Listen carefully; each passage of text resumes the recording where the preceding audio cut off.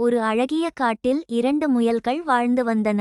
அவற்றில் ஒன்று புத்திசாலி, மற்றொன்று மிகவும் மந்தமானது. ஒரு நாள் ஒரு சிறுத்தை அந்த முயல்களை பார்த்து, இன்று என்னுடைய இரவுக்கான உணவு நீங்கள் இருவரும் தான் என்று கூறியது. முட்டாளான முயல் பயந்து, எப்படி தப்பிக்கலாம் என்று யோசிக்காமல் அங்கேயே நிற்க, புத்திசாலி முயல் ஒரு திட்டம் அமைத்தது. அது சிறுத்தையிடம், நாங்கள் இருவரும் சிறிய முயல்கள் தான். எங்களை சாப்பிட்டால் உன் பசி போகாது. ஆனா ஒரு பெரிய முயலை சாப்பிட்டால் உனக்கு வயிறு நன்றாக நிறையும் என்று கூறியது. இதை கேட்ட சிறுத்தை, அப்படியா? எனக்கு பெரிய முயல் வேண்டும். அது எங்கே இருக்கிறது என்று கேட்டது. புத்திசாலி முயல் அருகிலிருந்த ஒரு பள்ளத்தை காட்டியது. இதோ இதன் உள்ளே இருக்கிறது. நீ தலைகீழாக உள்ளே நுழைந்தால் பிடிக்கலாம் என்றது.